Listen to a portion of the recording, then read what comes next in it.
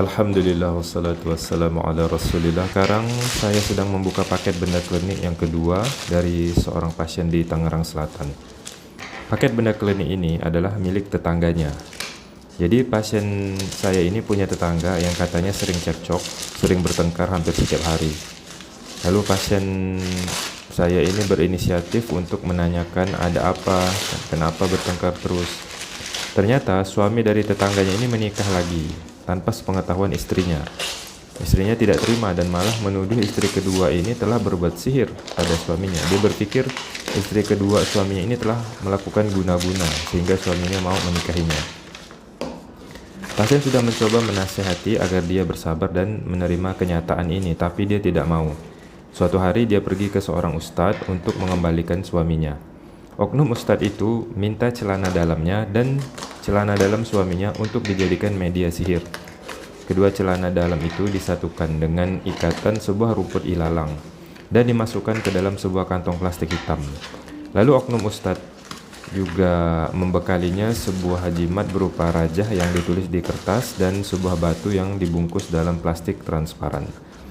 Mengetahui hal ini, pasien saya meminta untuk diserahkan padanya benda-benda itu untuk dimusnahkan dan memberi beberapa nasihat kepada tetangganya itu bahwa ini adalah perbuatan syirik. Setelah berbicara lebih jauh, ternyata tetangganya ini juga menyerahkan beberapa buah benda klinik milik suaminya berupa keris kecil.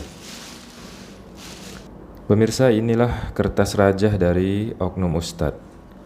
Nah, yang dalam bungkusan kain berwarna coklat ini adalah benda-benda klinik milik suami tetangga pasien saya itu. Ada 3 buah keris kecil dan 1 buah benda semacam kendi kecil. Ini adalah semar kuncung ya, yang diklaim oleh paranormal memiliki khasiat bisa menjadi sarana pengasihan, penglarisan, serta membuka aura kewibawaan. Yang ini adalah keris combong kecil. Keris combong kecil merupakan salah satu azimat dengan bentuk keris pusaka yang memiliki lubang pada bilah keris tersebut. Klaim dari paranormal khasiatnya adalah untuk pengasihan untuk pelet pemikat. Dan yang ini adalah keris Nogososro kecil. Klaim paranormal tentang khasiat dari jimat keris Nogososro kecil ini antara lain membangkitkan pamor kewibawaan dan derajat kehormatan, disegani dan dihormati orang di sekitar, mudah mencari dukungan dan kepercayaan, sarana pagar gaib dan keselamatan dari serangan dan mara bahaya, keselamatan saat melakukan perjalanan baik di udara, air maupun darat. Nah, yang ini adalah azimat buli-buli atau gentong buli. Dipercaya bisa mendatangkan aura pengasihan yang maha dahsyat bagi orang yang memilikinya. Subhanallah.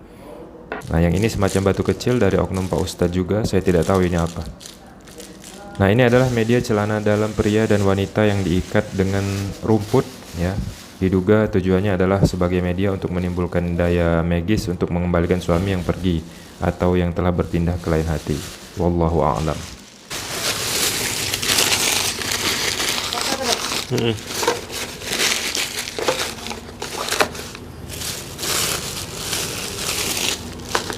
Itu dari kiriman, Dok? Dari pasien. Oh, tidak dikirimkan. Itu tulisan Arab. Iya.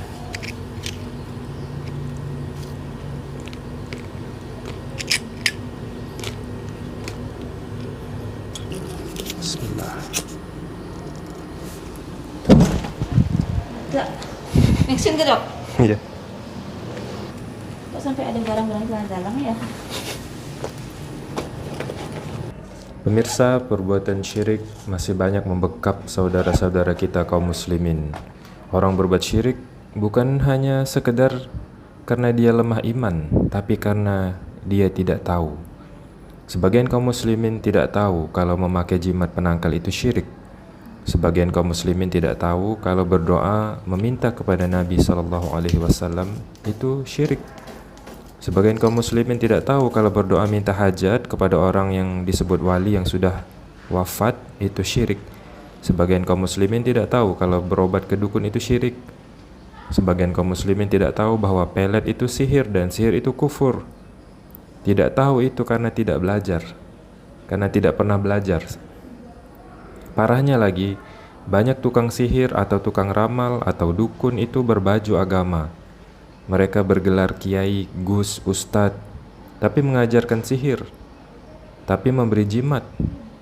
Banyak orang tertipu melihat penampilan mereka. Sebagian kaum muslimin itu awam, melihat rajah dengan tulisan Arab, disangkanya itu Al-Quran. Kalau itu Al-Quran berarti boleh. Padahal itu semua hanyalah mantra pengikat syaitan.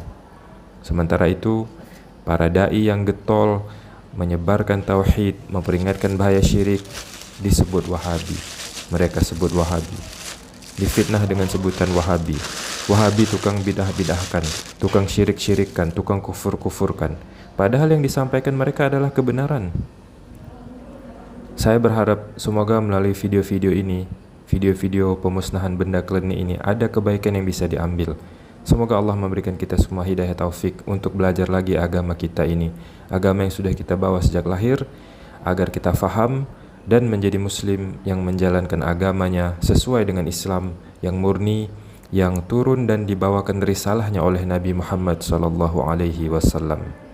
Terima kasih sudah menonton, semoga bermanfaat. Saya Dr. Indra Permana. Wassalamualaikum warahmatullahi wabarakatuh.